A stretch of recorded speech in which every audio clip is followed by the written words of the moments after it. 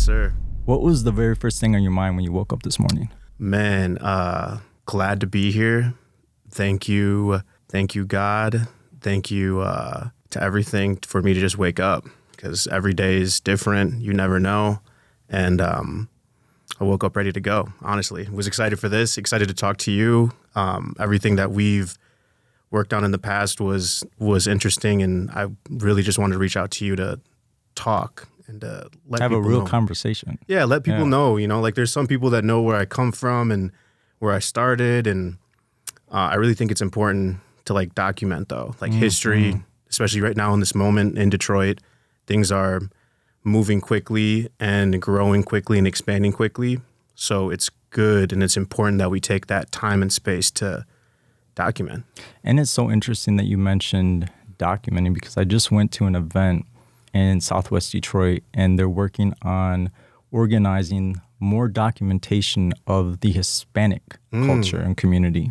Amazing. Because, you go to Dearborn, they have the museum. And then also, too, we have right across the street from the DIA, we have the African American History Museum, Charles H. Wright Museum. Yeah.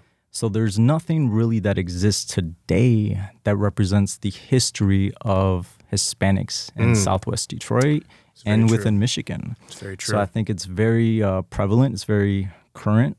I think a lot of, Hispanic doers, a lot of Hispanic, supporters, the community, they really think it's time. And I think that people like you and I are really in that force movement of making it happen. I don't think we have to really wait for an organization or for an institution to grant us permission. We just use our talent, our power, our resources to do it ourselves. 100%. And that's like something that's the basis of a lot of things I'm doing right now, is like we have the capabilities, especially with technology, tools that are available to us right now in the current age, where we can buy a machine, buy something, and build off of that and build pillars and foundation for something that's bigger. Something that I've been really focusing on is like, what are my goals, or what do I see myself doing? And this key thing that keeps coming to my mind is like creating industry. Like, how can we, because it's on the way. If you think about LA, you think about New York, you think about these hubs of creative talent and creative opportunities that are paid opportunities. There's industry that's already been established. And here we are definitely working towards that. But there is a disconnect between having opportunities available for certain individuals or other people that aren't necessarily at that professional level and know how to navigate the professional creative space. And it's a very important point to put a light on, is that I think anytime somebody forgets the fact that when somebody is born into opportunity, it's a completely different ballgame. I think that when you have to earn your spot, that's a concept, that's a strategy that most people that have that opportunity handed to them cannot even begin to understand 100%. how to wrap your head around it. Because I think, I think about me. I think about nobody handed me anything. Nobody, and I'll say this too, like when I got out of college, and I tested this. I was like, let me see if I change my ethnicity from Hispanic to white on my applications, if that would make any difference. And the callbacks jumped. Dang. Like I literally got so many more callbacks for interviews. And I was like, man, it's crazy that we're in that space. But in the same token, I'm not going to say I don't understand. Yeah. Because I understand that a lot of these organizations that build up from the ground up, they have interest on who is a part of their team. I did an internship at the Tigers, and half the people that worked there had the same last name as the owners. So it's, you understand what's happening, but you also want and hope for more opportunities for people of color. But then at the same time, it's kind of like, it's not their responsibility to create the opportunity for us. It's our responsibility. Exactly. Yeah. It's right there. Everything is around us. It's just a matter of doing it, like putting it into motion per se. Yeah. But yeah, we create our own opportunities, like when I started my thing, I've been working in the industry now for like 12 or 13 years. Don't mean to expose my age, but starting off back then, there was barely anything going around. It was a very scarcity sort of mindset in the creative industry, and it was people wouldn't share information just because that might be literally taking food off of your table. And now there's a new way of doing things, and there's new opportunities for the individuals that want to build the platform and to put the work in and to build a team and build a network of individuals that are ready to take it. And I've just been seeing that for the past 2-3 years now. It's been amazing. And when I first met you, you were curating a art exhibition. You were lead on that project. You were one of the leads on the project. And I just remember thinking like, I'm so blown away by how grand that event was. And also how expansive the level of artistry was in that show. Yeah. You had artists that were up here, and then you had artists that were like really starting to make moves in Detroit. Emerging. So there was a lot of there was a mixture, a diversity in it. Then after we had some time to speak afterwards, I found out about your background and your upbringing. Growing up as a Hispanic Latino, adopted by an all-American family. Yeah. I was curious about the duality behind that. Like, what was life for you growing up? Did you ever feel like you weren't Hispanic enough? Did you ever feel like you weren't part of this group enough? Like, what was that like for you? Yeah, and just to give a little bit of a backstory, I was born in Guatemala and adopted at 9 months old. So to me, it was something that a lot of other individuals were always kind of pushing on me, like, are you feeling this way? Are you feeling that way? But the truth of it, honestly, was I came into my consciousness, I came into my life, those parents were my parents. And it was never like confusing per se, because I knew the process. My parents really just laid it out real to me. Like, we couldn't have a child. We really wanted to have that experience. And when did that conversation happen? I think it was like probably when I was like 2 or 3, wow. Really, because like, I specifically remember the first time that I have a memory, which is insane, which was 2 years old when my sister came home, because she's also adopted. She's from Vietnam. And I remember my parents or somebody got me like a toy. Just like, oh, now you're about to have a sibling. It's going to be a new experience. Like, here's a helicopter. Just play with this. And I specifically just remember sitting in the back of my van, or, my parents' van, just like playing with it and having fun. But yeah, I think it was like around 2 or 3 that they really just explained it to me, and I got it. I'm like, yeah, you're right. I never resented anything. I never was like too curious even about what could have been, because I honestly was just grateful, because I could be in a completely different situation. I couldn't even be sitting in this seat right now talking to you about what I've been doing and what I plan on doing. So that sense of gratitude was always kind of instilled in me when I was younger. And it was never my parents were never like, oh, well, you could be over here, you could be doing this, you really have a good life. It was always just like okay, yeah, I understand. Like, I have a roof over my head, like, I have great parents that were teaching me lessons that were really relevant. My parents were always huge on diversity. They were always huge on introducing me to different circumstances or different groups of people. So I was always kind of raised in that environment of this external stuff, the color of our skin. It was kind of explained to me, but it was more like I experienced it. My mom worked in Detroit, so we were always going to work outings, and she worked at 6 Mile for, back then it was called, what is Xfinity called, or what are you, Comcast. Comcast, yeah. She used to work at Comcast, and so I would go to work with her some days, and most of her coworkers were black or brown, so I would always hang out with their kids as well. And it was always just kind of like, this is how it is. What about school? What was school like for you? School, I really enjoyed school. Was it like super diverse for you? It was, yeah. So I grew up in Berkeley, which is like 10 minutes away from Detroit, literally, right down the street. And that experience was very diverse as well, honestly. There was a ton of different people, because Oak Park was very close, which is there's a group of Jewish people across the street. You have Huntington Woods, which is more diverse as well. Yeah. And then you had Berkeley, and then at the time it was school of choice, so other individuals could come as well. So it was honestly a melting pot of different people. And I was always the type of kid that would, when I was younger, like elementary school, I was the type of kid that would come home from school.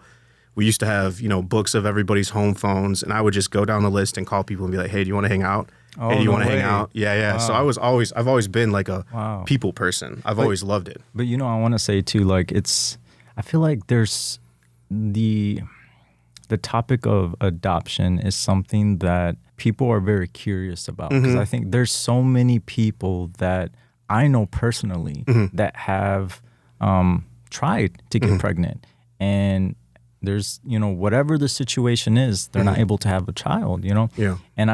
And I want to retract on that. I want to say they're not able to conceive, but I've always thought since a super young age, because I've had friends in school too that were also adopted, and I just thought like it's such a blessing and it's such a natural part of just being a family, I feel like, Yeah. But the thing that I never really had an opportunity to fully understand or kind of get the perspective was from the child that was adopted. Like, what was it like for them? Yeah, but it is very subjective. I will say that, because I did have a lot of other friends that were adopted, and they took a different route when it comes to totally different experience. Totally different experience. They were more curious on where they were from, and a lot of individuals were adamant on connecting with their birth parents, or trying to figure out why or how or like what the situation was. Those questions and those questions were prevalent for some people that I grew up with. Because again, I think Berkeley was one of those places that had there was 5 kids from Guatemala that were adopted that I went to school with. So all of us had a little bit different experiences. Some had the same, and then outside of that, there were just other individuals that I knew that were adopted too. So yeah, it was very subjective, but just for me personally, I've always been grateful, honestly. And it's actually been recently, like as of this year, that I've looked into more of my origin in Guatemala. I just learned that my mother's name was Marta. I didn't know that for... What did you feel when you found out her name? Oh man, it was crazy. Just knowing her name and knowing what she did too. She was a tortilla maker. So she used to, or she does, I'm not sure. I haven't, have no contact with them. Is that you decided early on you did not want to? It wasn't necessarily like I don't want to, but it was more like, okay, I'm focusing on this. Your family. Like I'm very much like a tunnel vision type of individual for things. Can I ask you, did you feel like it would almost be hurtful to your mom and dad if you did reach out? Yeah, that definitely was a thought as well, because I was like, okay, well, I didn't have any sort of complaints or anything of that nature. I was just like, oh, okay, this is it. Why would I? Why would I? I mean, eventually I do. That's something I'm going to work towards for sure. I think the only reason, and I'm just saying this from like the outside looking in, I myself wouldn't want to reach out if, I were adopted. The only curiosity would be stemmed from like health, like what were the, are there any, health related things that I need to know about? Very true. That would be the only reason. I don't think I would want to reach out, because I feel like the first place that my mind went to was I wouldn't want to hurt the people that love me the most in this world. But I think for some people, curiosity drives them to do something, whether it's do some research, call an agency, get in contact, whatever it is that they do. The curiosity is what stems that. And I think that each individual person, it's your unique situation. And I think the relationship between, the mother, the parents and the child is, there's no right answer and there's no wrong answer. I just feel like it's whatever's perfect for you. 100%. And like I said, I've been recently this year just doing more research and understanding of where I came from. And It's been really interesting. What sparked that? I'm sorry, what? What sparked that? It really, my mom passed away when I was 22. And so my dad is still around. He actually just moved to Farmington, so they were moving some stuff. And my family was just like, hey, this is everything we have. Would you like it? I was like, sure. And just in this pile of memories, because I had stuff from when I was in kindergarten, stuff when I was in first, second grade, because that's the type of mom my mom was, is she would keep everything.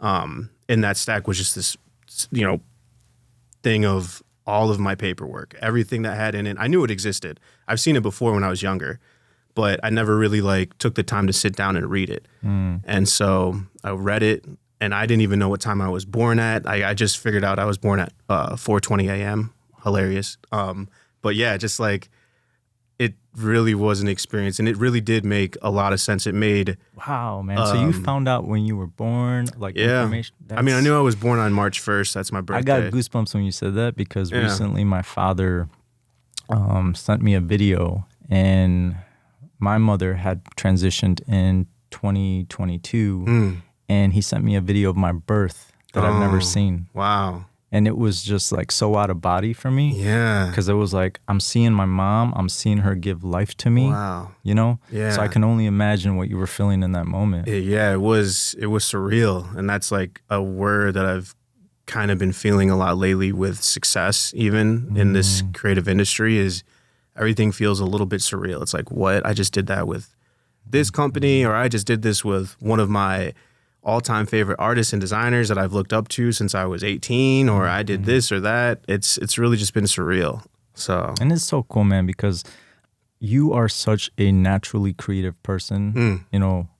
You're the founder of All Motion Studio, and I know that on your website you describe it as soulful experiences. Yes. 100%. How do you define that? When you meet somebody for the first time, how do you explain that? Yeah. So, and that really is rooted in my upbringing, as well, as far as being adopted, being taught as a young person to kind of look past the exterior thing and the exterior shell we have, and really connect on deeper. That deeper level. Yeah. So for us, whenever we do sort of an activation or we work with another company, that idea is always rooted in it. It's okay, so we have to be there. Myself, Filipino Spaghetti, Hannah Garza, Escada, Nick, Thalia, any of them, we are there, and we want to connect, because for me, it's the more that we can express ourselves and show our true nature, that's always the most important part. It's only going to show and attract other individuals that like that and want to experience that as well. So it's kind of like a culmination of everything moving together. That makes sense. And then it's oh, okay, well, yeah, these parts are all moving, and then all of a sudden it's literally like a magnet. And that sort of experience is important to all of us. So All Motion, how do you describe the format of All Motion? Yeah, so it was something which it's interesting. I'm seeing on social media this concept being discussed more and more. It is a studio. So there is, we have agencies, we have different sort of corporate entities that do work, but the studio is meant to be a vehicle. It's more okay, I'm driving this time, and get in the car, Thalia get in the car, Hannah get in the car. And it's meant to, the All Motion Studio is meant to get whoever wants to participate and understand and put the work in as well, that this vehicle can get us to wherever we want to go. So, like I said, there'll be times where I'm driving the car. There'll be times when Escada will be driving the car. There'll be and I'm in the passenger seat. It's circumstantial, but it was something I felt was needed and wasn't really kind of done in Detroit, and honestly, even in the industry as a whole. It was okay, well, we're not quite there yet in terms of calling it an agency.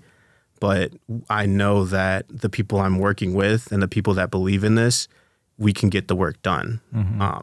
It's a pretty bold decision to take on the responsibility, even just to something curating a show, an exhibition is such a complex because it's essentially you're working with other art to create art. 100%. So it's almost like a form of real life, all in motion, mixed media, because you're bringing in all these different, not to say like characters, but characters, because they all have their own audience, they all have their own followings, and you're telling a storyline using different characters. So it's like each time you have a new exhibition, it's like a different movie. You recognize the characters, but the storyline's a little bit different. So how do you approach that kind of live experience mentality? I don't mean to quote. Yeah. But like, how do you approach that like live experience? I'll do that. Live experience mentality, because I think exhibitions, especially pop-up exhibitions, are becoming more and more of a highly sought after, even not just by like the art community. Like people like to go to these events because now you got DJs, you got live music. I mean, you guys had all kinds of stuff going on. Yeah. It's a full-blown like experience. Yeah. It was actually, so for me, whenever I'm curating an event, an activation, an exhibition, whatever sort of experience you want to call it, the first thing I think about is like, why? That's the first question, is why are we doing this? What is the point? Because intention is extremely important for everything that I do personally. Like if I'm doing something, it has to be out of love, to be honest, like, and gratitude, like those two real emotions. Do you think about like what's happening in the current like state of our community or time, and you kind of pull inspiration from that, or like where does your mind begin the process? Yeah, so I think I'm always like trying to draw or create threads between things that you as a person that might be experiencing this, or a certain I guess style of art, style of this, or different, however you want to box these concepts in.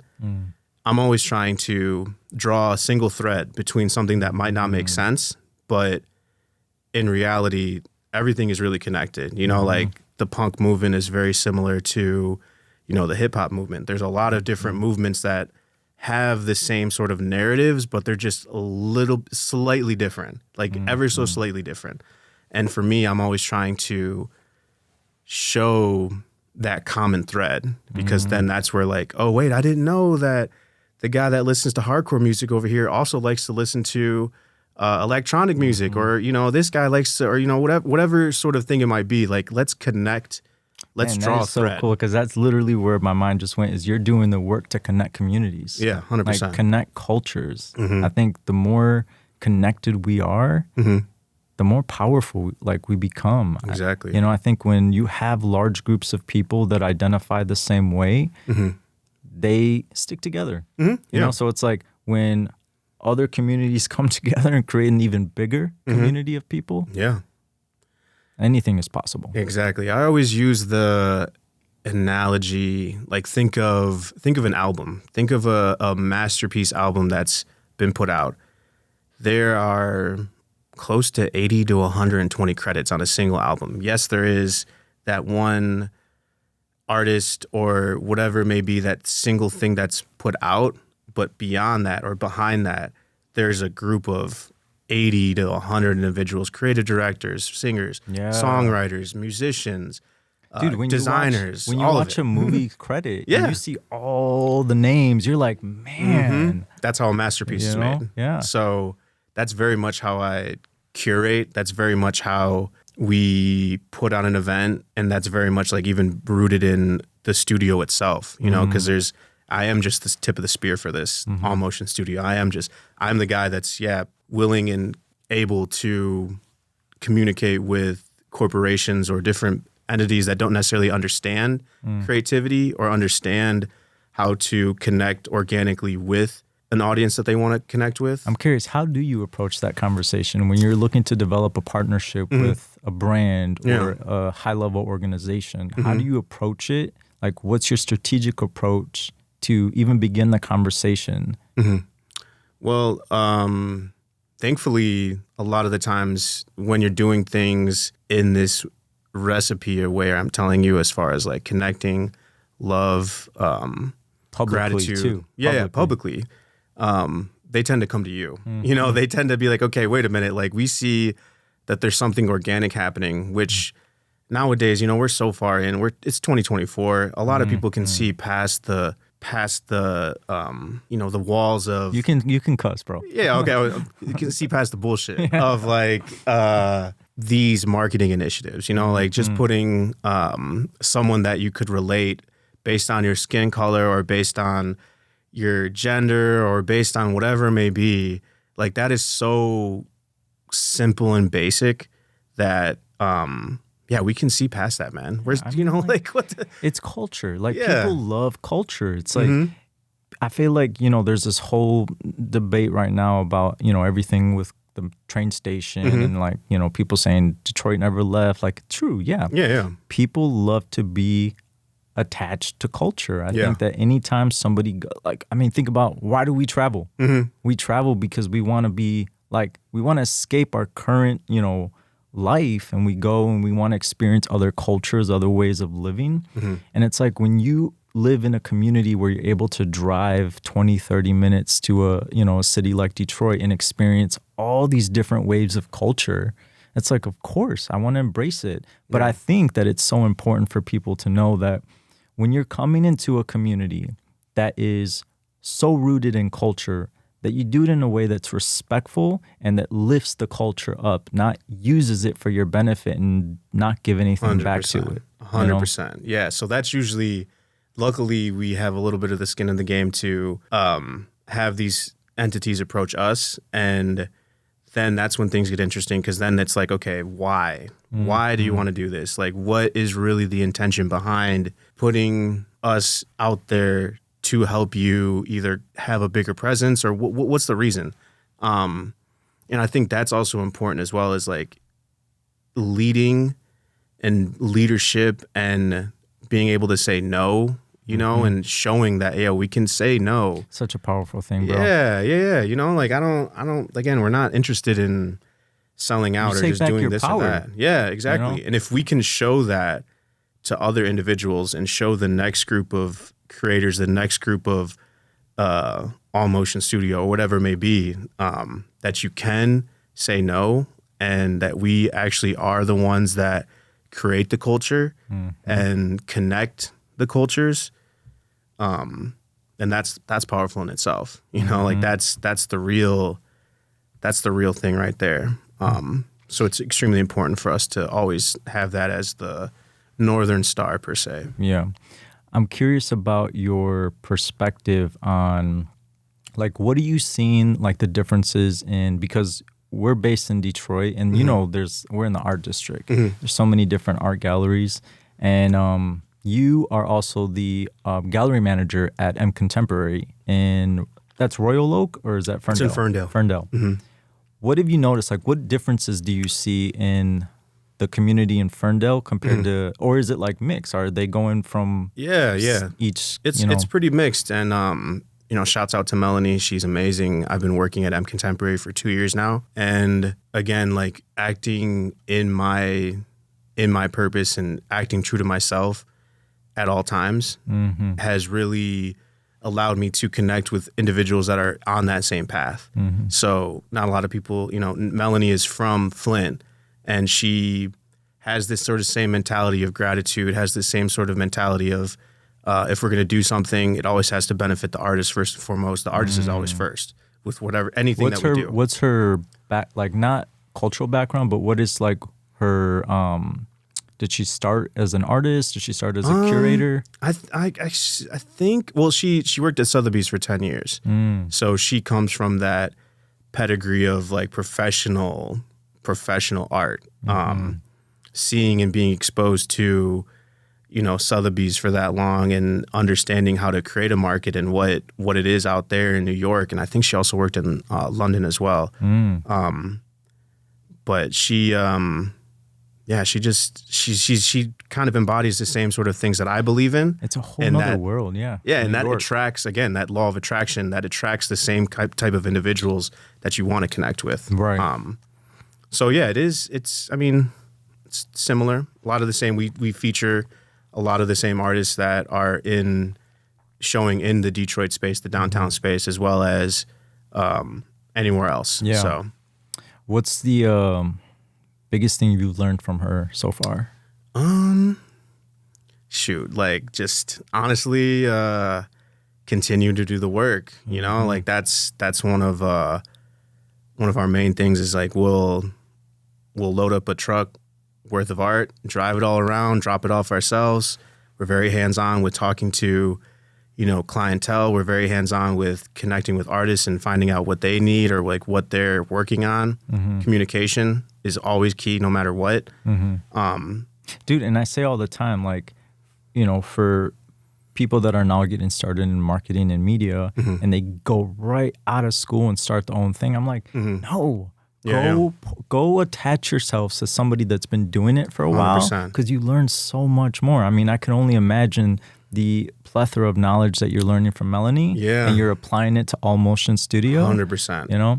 And it's like that's stuff that I want to teach other individuals as well. Is like, you know, I know you had Richard on here, and his episode just dropped, and he was talking about the business side of not understanding the art world, and that is something that I've learned from Melanie, of understanding how it, like what it is to actually be a professional artist. You know, like there's just like there's one tidbit she gave me, and it's like if she goes into a studio and there's not at least 20 to 30 pieces done, then it's not usually something she's interested in. It's like, you know, just because if you're ready, if you're a professional, like I see. Wow, that's powerful, because I think that when you're somebody that is naturally gifted in whatever it is that you do, especially if you come from an environment where opportunity isn't always so accessible, if you stay in it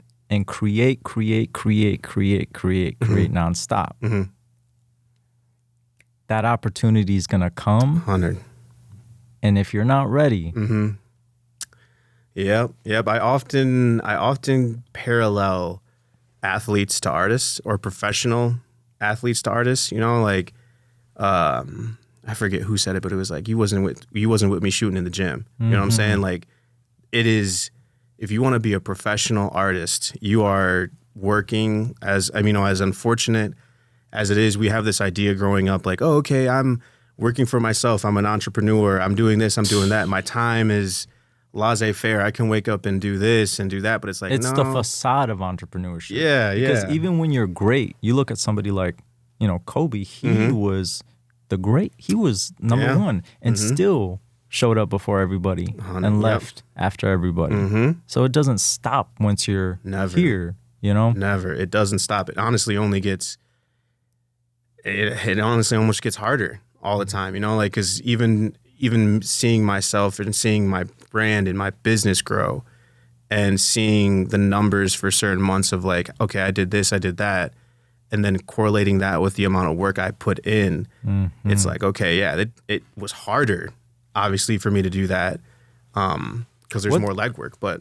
what's something, because I ask this question to almost every person that I know that created a brand from the ground up.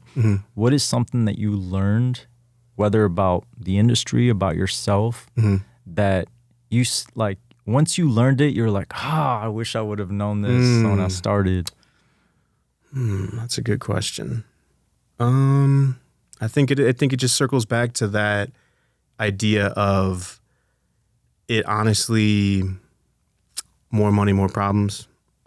It's always gonna be a battle per se. There's always gonna be new things that you're trying to understand. You know, especially being an entrepreneur. Say it's like bookkeeping, like, you know, or like even like just simple things. You're always gonna be learning. You're always going to have that desire to learn and to not push things to the side and just sweep them under the rug. It's like that you are now the driver. You are now the captain. You are now the individual that's moving the needle forward. And so if you are not ready to continue to put the work in, then this type of thing isn't worth it. You know, it's not for you, you know, which is okay. I'm 100%. So thankful we have our 9-to-5s. We have our doctors. We have our tellers. We have people that are doing whatever it may be to sustain themselves and their families. Like that sort of thing is necessary. Working as a entrepreneur, and I also always say like creativity lives in everything. So, it's like coming up with a creative way to solve a problem. Problem solving is creativity. Like, how can we be creative about solving a simple problem? And for me, when I figured out that when you trust your gut, when you trust your vision, when you trust your ideas, that was the game changer for me. Yeah. Because I feel like when you're young, you second guess, like, I don't know if I should say this. I don't know. This is crazy. This is way out there. But those usually end up being the things that make you that person, So it's like when you really tap into your inner self and like your craziest ideas, your most elaborate, like, this is almost like I think about when you're young and you have this imagination and you're creating all these like storylines and characters, and people over time start to tell you, come on, don't be silly, It's like, no, you have to erase that. Yeah. Because that is the thing that makes you uniquely special to the world. And actually to actually backpedal a little bit, now that I have a little bit, I'm thinking through it, like there was a term that I learned starting off as an intern. And I mean, I think I even heard it before that, but it's like fake it till you make it, right? And I was like, why does that have to be a thing? Like, I've never liked fake things in general. Like, I don't like the word fake, because that just means it's disingenuous, or it's like, there's some sort of swiftiness around it or whatever it may be. And so that kind of like pondered with me for a while. But probably last year, a couple years ago, I was like, okay, actually, it's not fake it till you make it. It's realize that everything is practice until it's the game, until it's like the actual game. Realize it's okay to like somewhat be uncertain about doing a project or doing something or stepping into the arena, but it's practice makes perfect in a way. I was listening to this podcast yesterday, and there was this woman. She's a successful entrepreneur, and she was started in finance, and she was like, the moment I realized that some of these people that were worth so much money and made so much money, and she was like, and I looked at them and I talked to them, and I'm like, if they can do it, I definitely can do it. Yeah. Because you think that it's unattainable, but once you see somebody that's like doing it, and you're like, whoa, wait a minute. Yeah. Like, not to say like, compare anybody, but it's like if your ability is 10x greater than that person, that should be fuel, not like a negative feeling of like, man, F that person. Yeah. It should be like, oh, wait a minute. Yeah. That's your idea? Wait till you see what I come up with. I think that it's because to kind of extend on what you just said about faking it till you make it, I think it's when you really, and to tie it in, when you really connect to your true gift and ability, and you understand that is your superpower, Yep. The world is yours. It really is. So yeah, I'd always tell my team, it's like, we're practicing right now. This is practice. But then eventually you realize, okay, we're actually in the game. This is the game. An exhibition, a activation, that's the game. Everything else that's leading up to that, that's what a studio practice is you're practicing, you're figuring out how to get the finish that you want, or practicing your strokes on your screen prints, or you're working on designs or whatever it may be. We're building things, like that's all practice. It's trial and error. Trial. Like, and it's so interesting because when I almost said try, I almost said try. It's like you're trying things because nobody knows what 100 years from now everybody's gonna want. Everybody today, each generation is constantly working towards figuring it out. Nobody has it figured out. Yeah. I don't care if you have billions of dollars in your bank account. For them, they're now probably thinking about, all right, I got to figure out now, how do I keep this billion? Yeah. I got to figure out how to turn it into 2 billion. Everybody's constantly figuring it out. And I think the more people, especially from low income communities or communities that are suppressed often, I think once they realize that the gift is inside and they don't need a permission, they don't need anybody to give them approval or the opportunity. Once you just go in and you find it and you connect to it and then you show the world and you share it.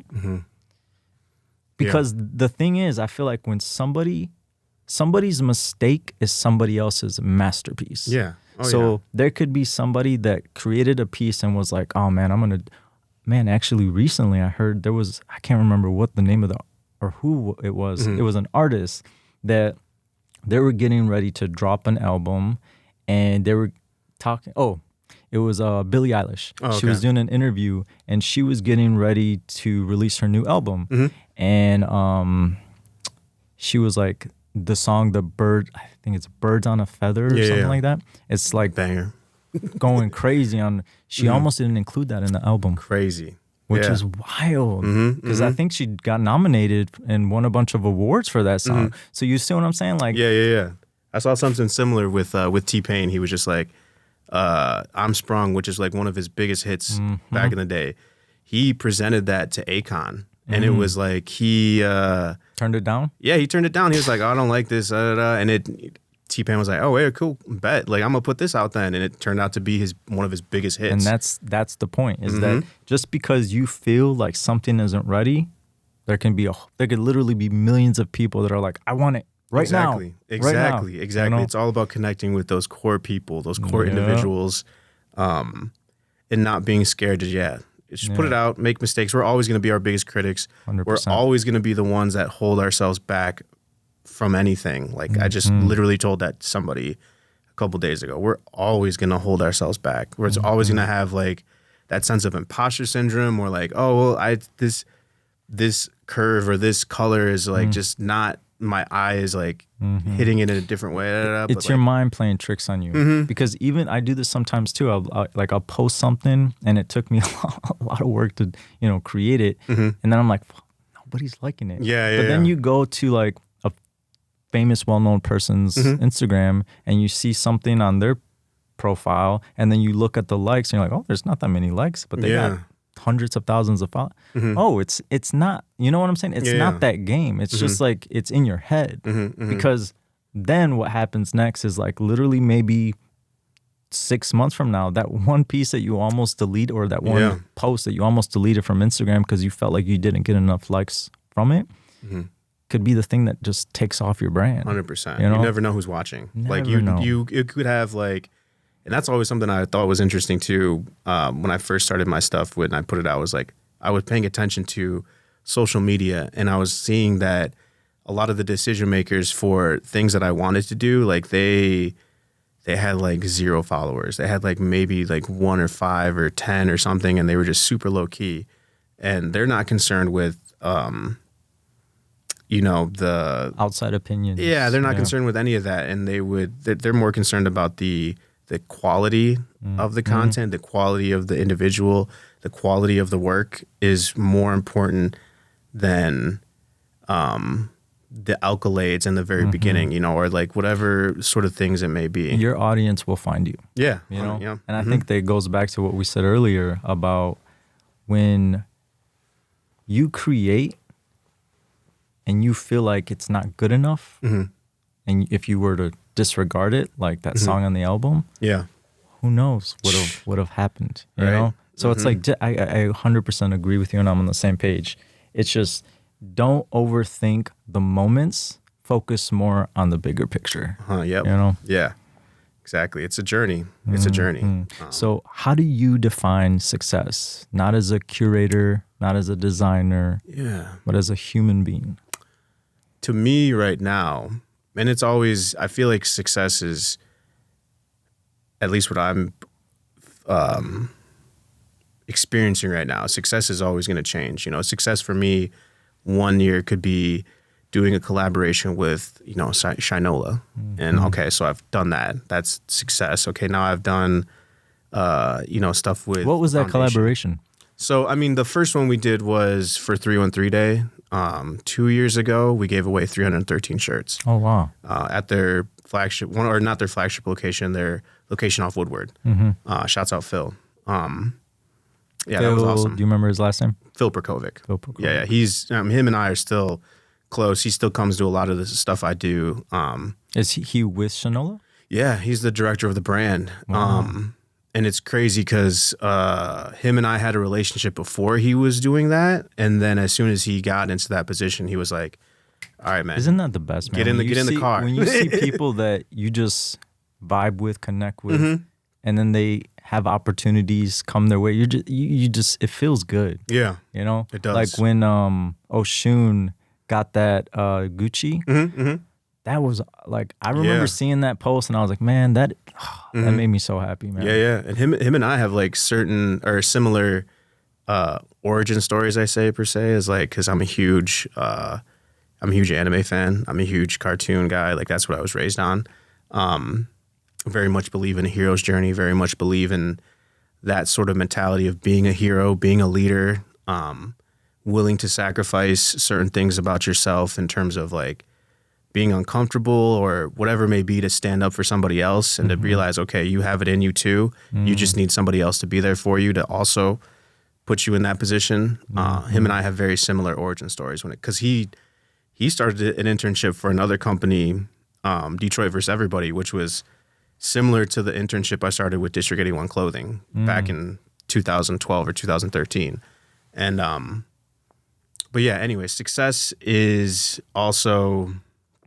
Because you were saying that when you got the opportunity with Shinola, you did that, and then... And now, yeah. So now, like, for me, success is being able to create opportunities for my team. Or honestly, like, just to be blunt, it's like being able to pay to pay them. That's you know, so like being awesome, able to... I get more excitement sending money to Ant, which is Filipino Spaghetti, my favorite artist, one of my best friends, the guy that's been there for me since I like give had the idea. him a shout out. What's his Instagram? Yeah, it's at Filipino Spaghetti. A lot of people know him. He's an amazing artist, an amazing designer. Him and I just kind of like linked up when he moved back from LA, and I was like, I walked into his studio. I was like, dude, what the fuck? And so him and I have just been working ever since. He's the reason why a lot of the art direction is the way that it is. You know, him and I work together on. He's also, a lot of people don't know, but he does illustrations, so he's working in Illustrator and helping me come up with different designs for shirts as well. Yeah, I remember seeing some of his pieces at the exhibition. Yeah. Like it's like spray paint, almost like graffiti airbrushing, style. spray paint. Also does a lot of like the character creation for some of our mascots. But yeah, when I get to go out there, create an opportunity, and make sure that the budget is enough that where he can eat, and then I can pay Hannah, I can pay, Escada, like that to me is a success. That to me means that like what I'm doing right now is big enough that it warrants it. I need to have individuals around me to help me do the work, like I need to have that around just because it's like.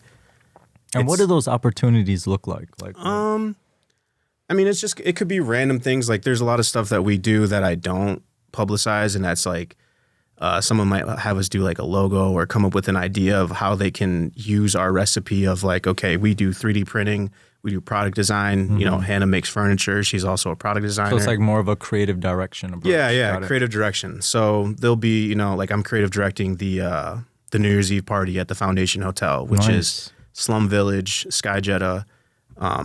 If anybody's around, if this is out by then, come through. But yeah, so like stuff like that. Sky Jetta is taking off. She's amazing. She is. Yeah. I'm putting it out there into the universe. I would like to have her in the seat as well. Yeah. Like I think it's so cool to see people from Detroit hitting the main stage. Because I feel like, with this whole focus now coming to Detroit, it's like about time. Right. About time. And it's always been here. It's always been on the way. And now it's just more and more prevalent. Now we're, I think as a community and as like the artists and designers and the creators are seeing it here, like, oh, wait a minute. Like the eyes are on us. They always have been. People have always been interested in. But I will say that they've been on us, but like not in the most positive way. So I think that now it's starting to become more of like an appealing, like an attraction to Detroit because of what's happening here and what's happened here. Yeah. I think that now we're being compared to cities like New York and Chicago on a level that's almost like surpassing them. Yeah. Which is cool to see. It is. Yeah, no, that's what I've always said. We can stand with the best of them. But now again, like that, it circles back to that idea of creating industry here. You know, like creating, like I've been talking to. Explain that a little bit, because you said that a couple times. Yeah. So I have been talking to different individuals that are here in Detroit, but have teams in other places like LA and New York that handle major campaigns for like a Balenciaga or a Gucci, or handle talent management or create opportunities in the major stratosphere of, I guess we can say, mainstream creation. Large scale media. Large scale stuff. Yeah. You know, budgets that are $100,000, $200,000, you know, like stuff where they're really doing amazing things. And something that they explained to me was people are interested in coming here and doing these things here, but the infrastructure isn't necessarily there for the work to get done. Like sometimes we do move at a little bit of a slower pace. Individuals and creatives here are not as quick to answer emails or to answer back text messages or to really understand the level. Communication is key. Yeah, you know, it's so important. A lot of people don't. And you know, understand. I want to say this because, and don't lose your train of thought. I want to say this real quick because there are so many people, and I'm noticing this more and more now because I've been reaching out to a lot of people to get them on the podcast. I don't know if it's like people think that they just have to hold this image of like, I'm busy. Yeah. But I saw you read my message. Yeah, like, If you like, and it's so important because even too, when and I'll say this because I think it's important. When somebody shows you love, don't act too cool for it because the universe is always listening. Yeah, and you just never know, man. You never know. Like everybody's starting. There's always going to be a beginning, and then what you want to do is make sure that you like, if you have to believe in people, like, you know, like you have to believe that, like, I know for a fact, and I've known you now for I think a couple of years now, and you were talking about what you were doing back then, and now seeing you create the content and seeing the quality that you're putting out and seeing the individuals you're talking to and all that kind of stuff in between, like I can tell, like the consistency is key. That's what's important. That's what people kind of relate to me right now, is they can physically see the consistency that I'm able to put out, that we're able to put out with the events, the different stuff, the drops, the collaborations, whatever it may be. But I think it's important too for us to also pull back the curtain a little bit and say, it wasn't always like this. Nah. It was trial and error. It was making like there's hours of videos that nobody's seen. You know? But it's just like, it's going into the shop and just trying. Yeah. And then little by little, like you start to get, you know, think about like all the people that you admire and you follow, you respect. They started with 0 followers. Oh, yeah. You know? Yeah. When you look at celebrities and you're like, wow, you know, you see this all the time. People compare pictures of one celebrity and they're like, this is them in 2024. This is them in 27. Well, yeah, it's called progress. It's called growth. It's called development. You know, it's like when somebody sees themselves on camera, they're thinking about like, how do my teeth look? How does my posture, you know? They're not going to, if you look the same, if you present the same, if you create and put out the same, then you're not growing, you know? So I think that it's so important to constantly be looking at yourself and studying your own, you know, your own energy, your own, like what you output. Because I think if you don't make progress, then you're not going forward. You're just staying still. It's always, that's why I've always loved history, honestly. Like history is always so interesting to me. Is like, it's just like, okay, this is where we started. Even if you, again, I'm a millennial.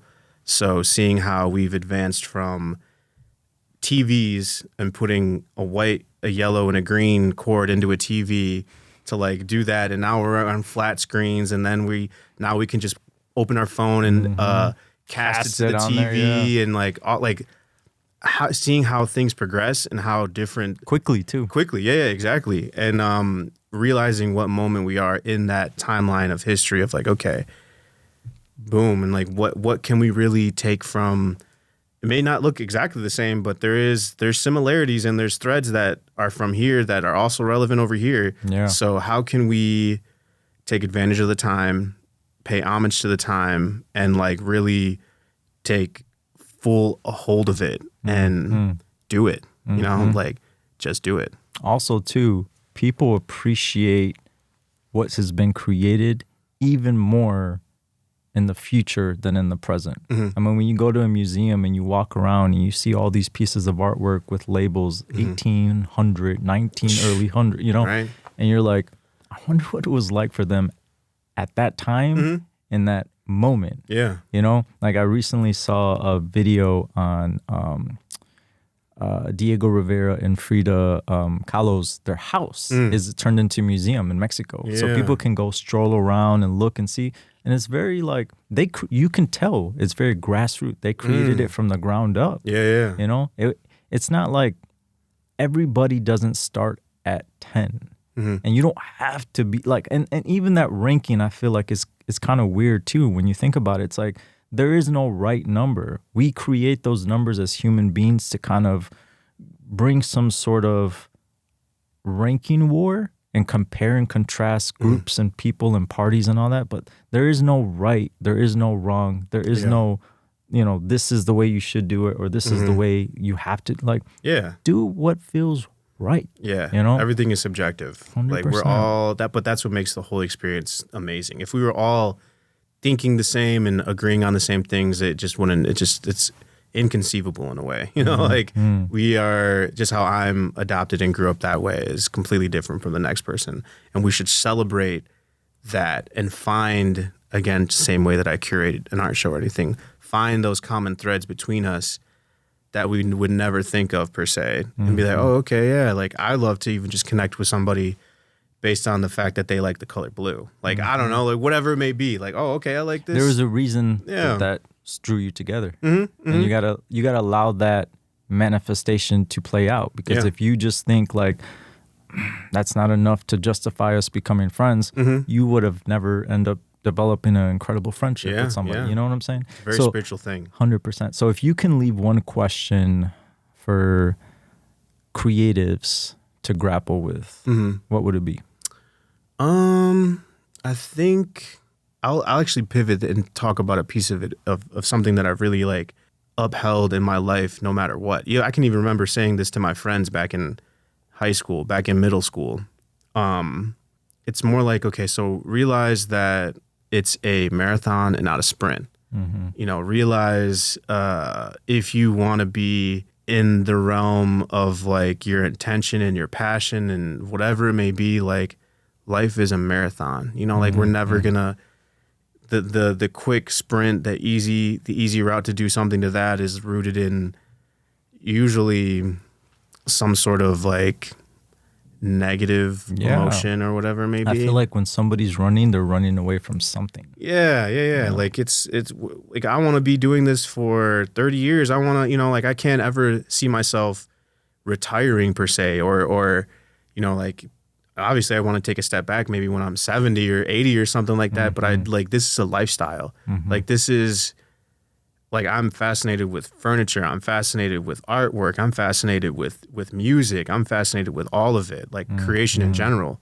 And yeah, it's a marathon and not a sprint. You know, and like train yourself. And be patient with yourself. Yeah. Like understand that the same way you can't go to a gym, lift up a weight, and automatically within a couple days have muscles. Like it's a process. It is. Like each time you try, it's like, you know, another rep, you know? Yeah. So I think that is 100%. great advice. 100%. Always enjoy it too, honestly. Thoroughly. That's why on my Instagram, I haven't changed it. And the tagline on there is thoroughly enjoying the process. And that's finding every time that I make a mistake, whether it's based on, you know, my business or my practice or whatever it may be in life, I always try to find a way, whether that's learning from it, being grateful for it. You know, like I have had, I had a great upbringing, but yeah, I've had a lot of tragedy in my life. Again, you know, I lost my mom. There's other problems I've had, but I want to like, say real quick. Yeah. I always, when I hear somebody say loss, I always try to not correct, but say, you never lose your loved ones. Yeah, They're yeah. always with you. I think that when a parent transitions, it is one of the most life-changing experiences that you'll ever experience in your life. But I think it's so important for people to hold on to the knowing and the reality that when a parent transitions, it's just a different connection. Yeah. You know, and Agreed. sometimes it's even stronger because Agreed. they're able to reach a level of knowing and connection that for some parents they may not have been able to here on this earth. Yeah, that is extremely true. Like that is one of the most real things I've heard in a while in terms of like, yeah, you're right. You know, like there are different ways. Like sometimes I'll ponder and be like, oh yeah, that's why she said that or she said this. It's like, okay, now I understand. And you got to know, it Joe, does feel stronger in a way. You got to know, Joe, that I can only imagine that, because I say this all the time, my mom's with me everywhere I go. You know, I can only imagine that our moms are sitting right here, like, look at them, like how happy they are. Yeah, you know? yeah. So, yeah, dude, 100%. Appreciate it, man. Yeah. Well, I want to thank you for your time, Yeah. your talent, your creativity. I can't wait to see your studio, man. I'm excited to come and check it out. Please do. Thank you, Ralph. And yeah, if you want, All Motion Studio is the Instagram. Also, my personal one is at Joe Reilley. The website is under construction. I'm glad that you were able to find it, though. That means that it's like you saw what we're building. The construction. Yeah, the construction of it.